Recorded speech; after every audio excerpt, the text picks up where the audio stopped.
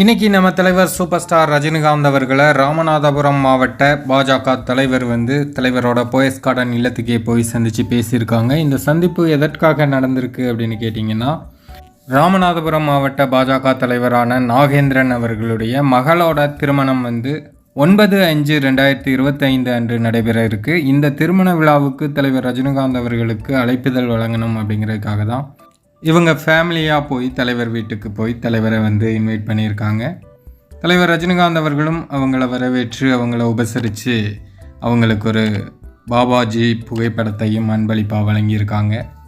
அந்த புகைப்படங்கள் தான் இப்போ சோசியல் மீடியாக்களில் வெளியாகி செம வைரல் ஆகிட்டுருக்கு.